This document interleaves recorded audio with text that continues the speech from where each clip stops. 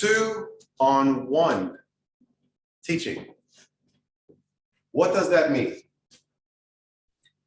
You have 2 instructors and you have 1 student. And both are trying to teach the student at the same time. So how does this happen? Maybe a student is there much earlier before class, they're warming up, maybe reviewing some techniques or doing something in the bags, who knows what. Or maybe the student stayed after to review or to prepare for testing.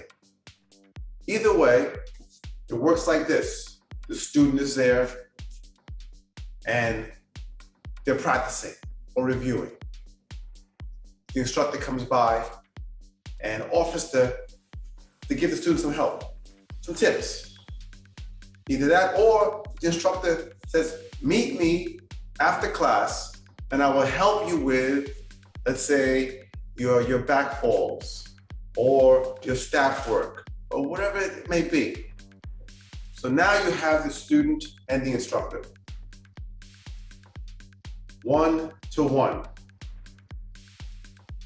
Sometimes we'll have a second instructor observing, and then they choose to come over to make some other corrections of the student. At that point, the student's mind is like this way, that way, this way, that way. It's divided. When the student's mind is divided, they are not learning well. And it leads to confusion. And it also leads to, well, this instructor didn't correct this on me. Maybe that the first instructor did see that there was some correction to be made, maybe on their stance or something. But like I said before, the beginner or any student can have several corrections that need to be made, but we can't make them all at one time.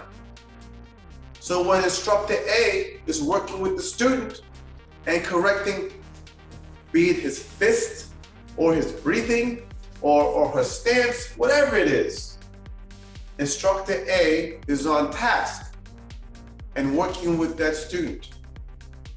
When instructor B comes over and goes, oh, but the stance,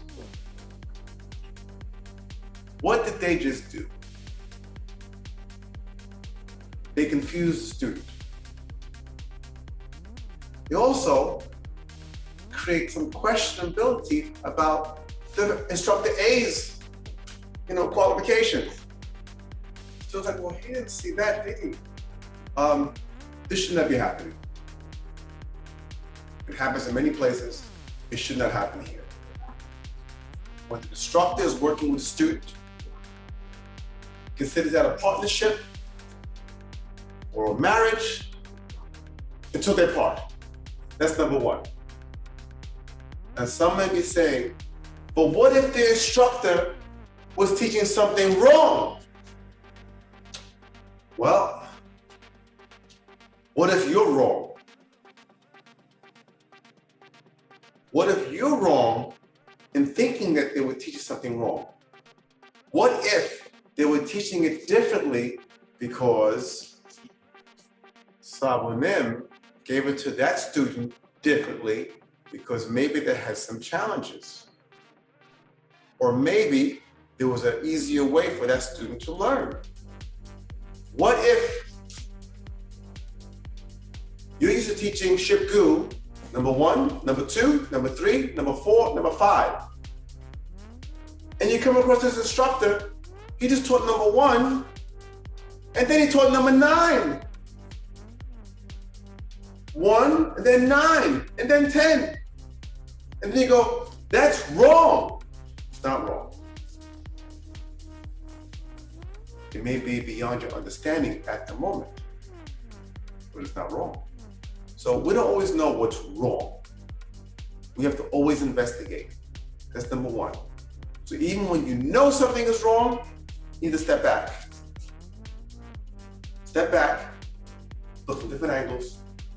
What's possibly going on here? And make sure that you're right. But if you go over there and interrupt that instructor teaching, now you're just as wrong, or doubly wrong. So now, what if the instructor is absolutely, positively wrong? Now you must make a call. Now or later? What's that mean, now or later? Later means a separate time. Once they're done, you pull that instructor to the side and you ask them, well, wasn't it supposed to go this way, and that way? Did you learn it this way? You ask them. Because then you may get some feedback about why they're doing it that way. Or you both may discover that, yeah, they had it wrong. And then you can correct them. That's when and where you correct them. Now, if it's something that, okay, this could lead to a disaster, it could be dangerous, you pull the instructor aside, out of the range of the student. And that instructor should get the student something to work on. So if they're working on something, while you're correcting them. But you should never come over and go like, oh, you gotta correct that, and that's wrong. No good. No good. In fact, very, very bad. But secondly, even if you both have the right technique and the right understanding and the best intentions, when two of you are trying to teach one student at the same time, it's wrong. And a great waste of time and resources, by the way. If there's ever two instructors and one student, there's always more for the second instructor to do. Besides, double team on one student. So be aware. 2-on-1, no good. Should not be happening. Now, if the student is working with two instructors, let's say, quite a few times late night, Chunks and Betty, and Instructor Ida, and a few people, they'd be working on forms. And then they'd invite a student that was on the sidelines, follow a little bit to come and do it with them. That's different. We're working together. That's a different situation. And the same thing, if you're working on, let's say, dagger skills or knife defense or any group of techniques. There's a difference when you invite a student to come work with the instructors. That's not the same. So that is actually great.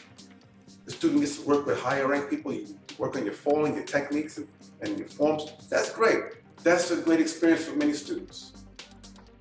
But when they're actually learning something and under the tutelage of one instructor and they're working with them, you need to be left alone.